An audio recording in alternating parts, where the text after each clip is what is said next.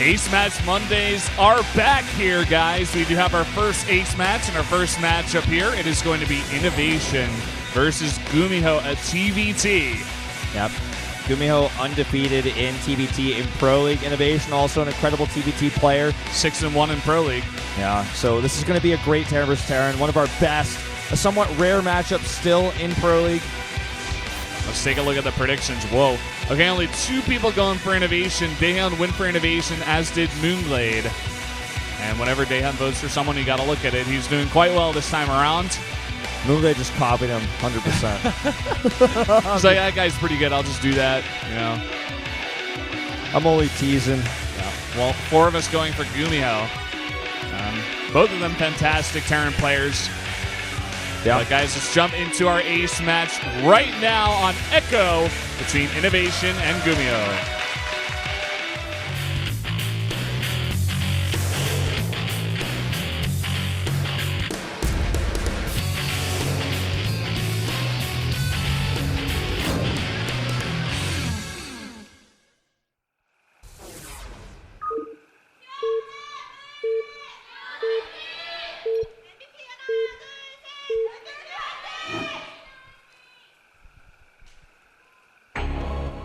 Down here on the bottom right in the red for SK Telecom 2-1, it is INnoVation.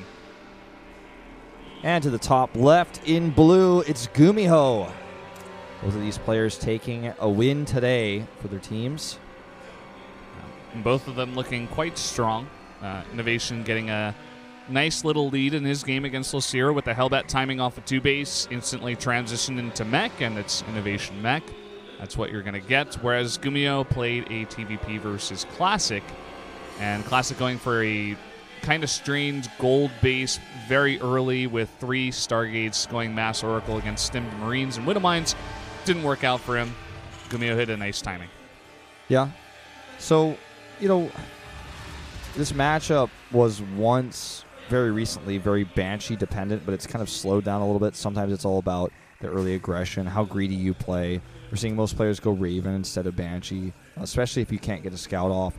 Some players are skipping Reapers on 4-player maps. Well, on this 2-player map, I'd expect to see both players grab a Reaper, but you know, we'll see how this goes. We see GuMiho takes the gas first, INnoVation with the barracks first. So much more likely INnoVation gets a Reaper for sure, but GuMiho might still do the same. GuMiho strikes me as a guy who just pretty much always goes for that gas first in this matchup. Loves to be aggressive, loves to fight pretty early on. You know, get those factory units, those star point units out pretty quickly. A really famous TVT GuMiho once played was in Busan. In 2012, he played versus MMA at the GSTL Grand Finals versus Slayers. He was on FXO at the time. Pull out the scroll for that one. And, and you know, GuMiho showed that against Meg, even in being incredibly behind, you know, there's always a way, there's always an angle you can find to crack that sort of player. He was insanely behind. He lost a lot of SCVs, but just expanded and just outmaneuvered MMA. He's the type of player who's always found holes in opponents in TVT. Nowadays, like you said, taking the more aggressive early game approach into usually Cloak Banshees or just some sort of early aggressive tech play. GuMiho did go on to all kill Slayers in that finals, for those of you who don't remember that. I mean, this guy is an incredible player. He's got a lot of history in StarCraft 2, much more than INnoVation has. INnoVation is much more famous recently, of course, if you're a more newer StarCraft fan, but if you've been following since the very beginning, you know that GuMiho has been around and has actually beaten the best of the best consistently many, many times, especially in team leagues. Yeah. I think it was Zest that was given the name Dragon Slayer or Legend Killer, something like that. Yeah, Legend Killer. Legend Killer. Yeah. I'd put GuMiho up there with one of those guys who isn't like consistently up at the top and like getting a ton of results and always placing, you know, top 4 in individual leagues or anything like that. But he always seems to come out here, especially in Pro League, and take big best of ones against fantastic players. He definitely has the skill to do it, but maybe not the mental fortitude, or maybe he's missing just a little bit of something. You know, that little bit of extra something that makes you a very top-tier player, in my mind. Yeah. Just going back to your point, it was actually Kingslayer that they called it. Ah, right. Now that I think back, a bit of a Game of Thrones reference, I believe. Yeah. So we've got 4 Marines up here at the top of the ramp. Even with the Hellion here, it's going to be tough to break. Especially because he was going to walk up on move command for so long without vision, without the Reaper. Definitely not going to get in here. We'll scout, of course, with this, but not going to be able to get damage done. Yeah, but again, a very nice scout going to see the tech that is coming in here. It is going to be a Raven. Keep that in mind. I'm not sure GuMiho is going to be able to see that just yet. Oh, a bit of a mismicro there. Loses his Hellion. Yeah. He won't know that it's a Raven, but this is something that you see oftentimes a player do after they've been scouted, is to make the Raven instead of the Banshee if that was their plan. You can see because GuMiho doesn't know for sure, he has to add an eBay at home and get a Widow Mine just to be ready for that possible Banshee play. Yeah, generally you see those two gases, you're like, okay, Cloak Banshee's coming my way. A lot of them, I got to prepare for it. Already making a Viking Engineering Bay, and he will be prepared for that.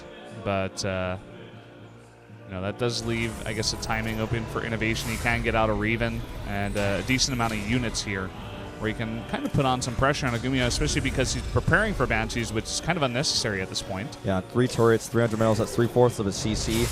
You know, that's 2 additional barracks he could have added. Just a lot of money for nothing, essentially.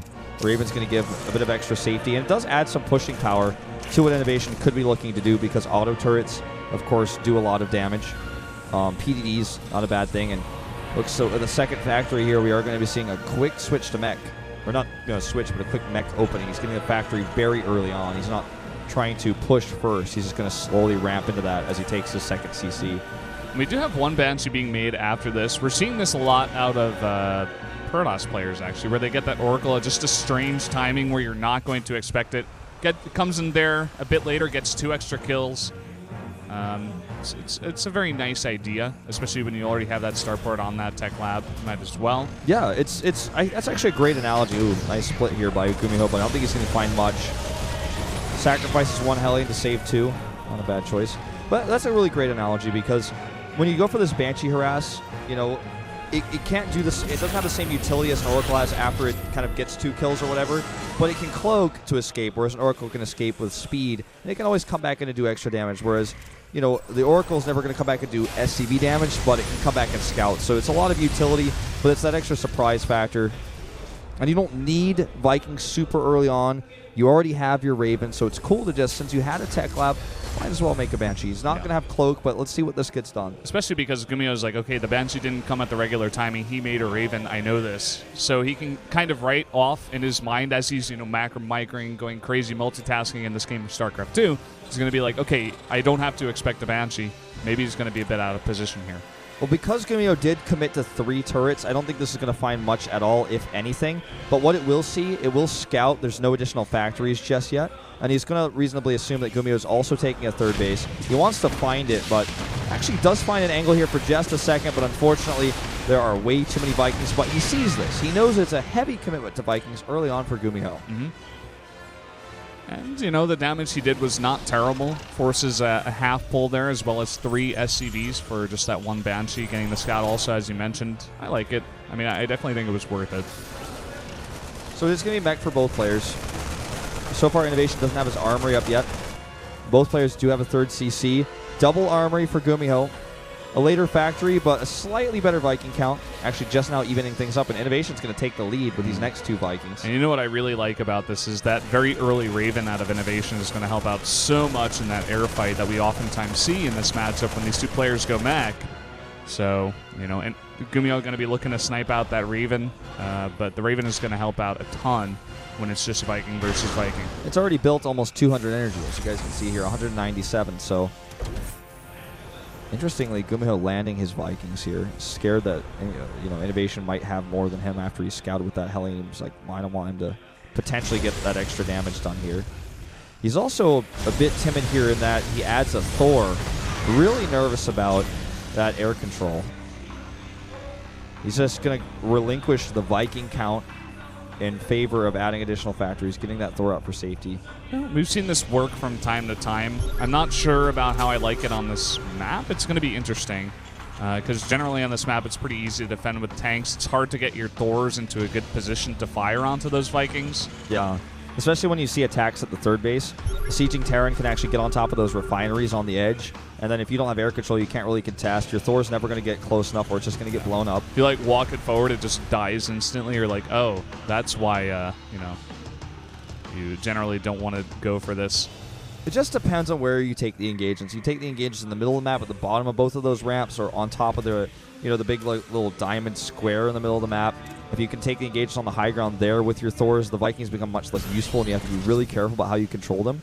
But Thors overall, not as good. And no response here. There's the pull, but already 3 SCVs go down. Yeah, and look at this kind of lining up. A decent split, though, from GuMiho. Eventually, these Hellions will go down, but getting some economic damage done, not so bad here for INnoVation. Yeah. Ooh, a bit of an early send back on those SCVs, almost costing him quite a few more. 6 in total, not too bad for 4 Hellions. He does see that, wow, he got Blue Flame and I didn't. Instead of making it himself, he's just going to let it go. It's not a required upgrade in this matchup, but it is very good to have. I mean, it just makes your Hellions better. It makes your Hellbats better. It just makes your units stronger. Good splits consistently here for GuMiho on these Widowmites, excuse me. Nice scan there. Going to force GuMiho back once again. INnoVation going to take control of the middle of the map. And it looks like he wants to do some kind of push here. His Vikings are not following, which kind of scares me, but he is actually just going to pull back. Looks like he's scared of perhaps like a Hellbat drop, so he wants to keep his Vikings at these bases. He's got some at his third base, some at his natural, or in between his natural and, the base of the bottom left in that airspace.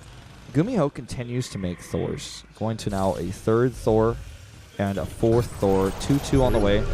With a low siege tank count, Thors will wreck them. And INnoVation is actually so heavy on Vikings, he only has 5 tanks to 4. This Thor composition with such a small siege tank count absolutely could end up working. It could actually shut this push down pretty hard, make the Vikings look pretty useless. And you know what? Now that I'm remembering, I don't remember if it was GuMiho, but there was a game where a Terran in a TVT actually just went straight up tank Thor and didn't see just tanks and just fought straight up. The Thors tanked a ton of damage. The tanks out of siege mode were faster. They got on top of the other tanks. They did a lot of damage outside of siege modes as well. Yeah, I absolutely know exactly the game we're talking about. I remember that game specifically. I don't remember which Terran it was who was doing that, but I do remember that game, and it does work out from time to time. I think it was TY that was in the game. But regardless, we do have a Hellbat drop coming in towards the natural, and GuMiho sending his units down in the middle of the map. It's got a turret here, which is going to help a little bit, and a Thor. Well, let's see how many SCVs go down. Good micro here, actually. Only 6. Not too bad, all things considered. Oh, and look at this. The scan misses GuMiho's army. That second one does, but these Hellbat drops continuing to get a ton of damage done. This time, no pull. Oh, you know what? GuMiho's in such a good position here, though, with this army. He's got his Thors in anti-air mode. He just needs to deal with these 2 Hellbats. Then he can actually do a lot of damage here at this location. These Vikings need to be very careful. 18 SCVs have gone down at the base of GuMiho. He still has not cleaned them up, finally getting to work with just that 1 Thor. The upgrades right now are 1-1 to just +1 attack, about to be 2-2 to just +1 attack. So this is a good timing for GuMiho to find damage here. That's a pretty huge timing. All right, let's see what these Thors can do. Tanks are already sieged up on the other side of these rocks, which is going to make it very difficult to engage. Going to go for the scan here. The Thor's getting a nice position here against the Vikings, forcing the INnoVation back. INnoVation has bolstered the siege tank count since, though. We were talking about it was 5-4. Now it's 12-3. It's going to make this very difficult. Yeah, I'm not sure how much longer GuMiho can stay here. He's going to try to siege up this, well, not siege up, he's going to try to siege this 4th base. Yeah, he's going to siege it without siege tanks. I don't know how much I like these Hellbats and Medevacs considering the Viking count, but he's going to break the left side currently. Vikings do land here, but this just gets totally shut down. Yeah, I don't see this working at all. Running into a siege line back there, and GuMiho kind of just throwing whatever advantage he had in this game away. Not sure what the idea was behind that attack. I mean, the idea would have made sense if it hit 2.5 minutes earlier before all those tanks got out. Now he's keeping his Thors in anti-air mode when there's not firing at air. Definitely want to be careful about that. This Thor's going to get targeted down by Vikings. GuMiho looks like he might even type out here. GG. INnoVation takes the win. SK Telecom as well will get their 5th win of round number 4. Looking good in that TVT was INnoVation. Just a bit more experience. I think GuMiho maybe getting just a bit flustered. He hit that 2-2. He had some kind of timing in mind, but INnoVation had him read and was completely prepared for the push. I feel like with this win, if I'm not mistaken, SKT will solidify their first place position going directly to the round 4 finals. And GuMiho, a good idea. The timing hit too late. And it may just be that those 2 Hellbat drops slowed him down just enough. Plus the rocks. It took him a long time to get past those rocks. There were a lot of siege tanks on the other side. It might have worked out, but just in contemporary, standard TVT, a tank composition is going to be better than a Thor composition every time. That air control is so important. And he was just really hoping he could have gotten those Thor shots off with the the unstable payload, that anti-air mode on the Thors. But the tanks just wiped him out. He found no angle. He had a bunch of Hellbats and Vikings against in Medivacs against 16 Vikings. They were never going to get in there and do anything. Yeah, GuMiho taking this loss really hard. I think he knows that he made a big mistake attacking into that one. I would love to see him just take a 4th base. Maybe he thought he sustained too much economic damage at the same time, and he was like, oh, well, I just got to go for it, come from 2 angles, maybe catch him on siege. But as I said before, INnoVation, he's played this matchup a decent number of times, Wolf, you could say.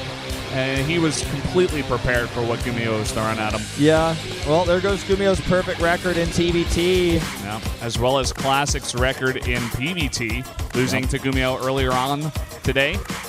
There'll be some weird games today. Classic versus GuMiho, definitely the strangest mass